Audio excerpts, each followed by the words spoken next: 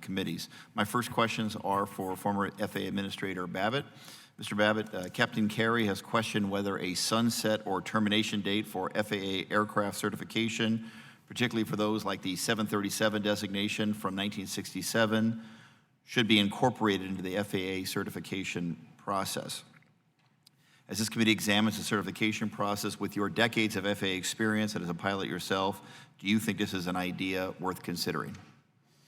Well, they actually do. Those certifications, the original certification in 1967, applied to that airplane, obviously. And what you look at as maybe 2 years later, we have a new engine we put on that airplane. Do we recertify it? Not really. It has maybe the same thrust, and so and the parties work together. The airline, the manufacturer, they say this doesn't significantly operate the aircraft differently. It doesn't feel any differently.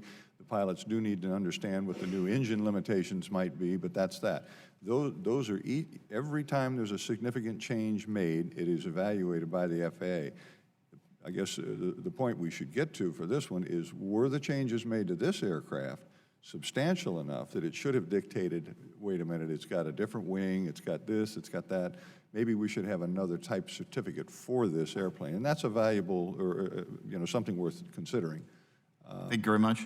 As you know, Boeing advanced the 737 MAX as a fourth generation of the 737. This had several benefits for Boeing: saving money, gave them a jump start on their design and engineering work, and required less pilot training. But most importantly for Boeing, it allowed the company to apply for the same common type certification, saving considerable time in getting the aircraft off the ground. In your opinion, should the FAA have considered, under these circumstances, should the FAA have considered this a new aircraft model rather than a variation of an existing one?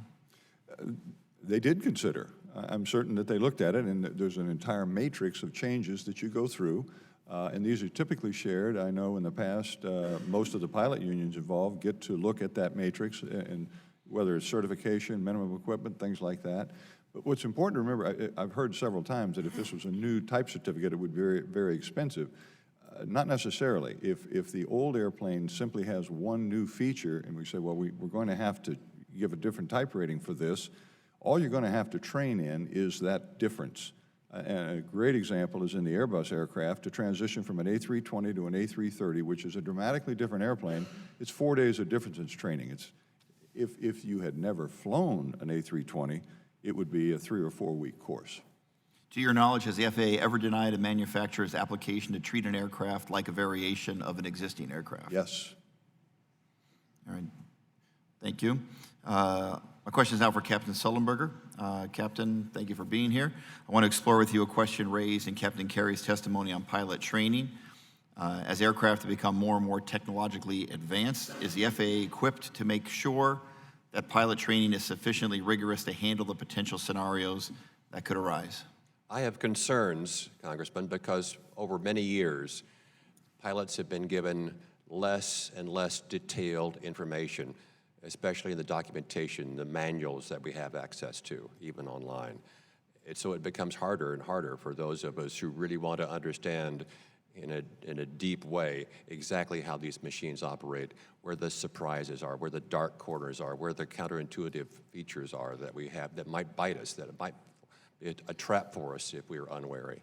And going back to the certification issues for a moment, I wanted to address quickly one more, I think, unappreciated change that occurred with the MAX, having stretched this airplane even more than the previous version. The result of that, because of the legacy short landing gear and the geometry that affords for the nose angle and takeoff and landing, the speeds for takeoff and for landing have been increased significantly over previous versions, about 20 knots, I understand, that's 23 miles an hour, which slightly increases the risk of a runway overrun. And when you're operating at airports like Burbank, like Chicago Midway, like LaGuardia, that are short runways constrained by obstacles, in some cases by water, that becomes even more of a consideration, especially if the runways are wet or contaminated by snow and ice. And that's yet one more compromise that's been made in this latest stretch to the original design. All right, thank you, Captain. I have more questions, but my time is short, so I'll yield back. Thank you. Thank you, Mr. Carball. You recognized for 5 minutes. And I ask that you apologize to Mr. Brown. I apologize to whoever, and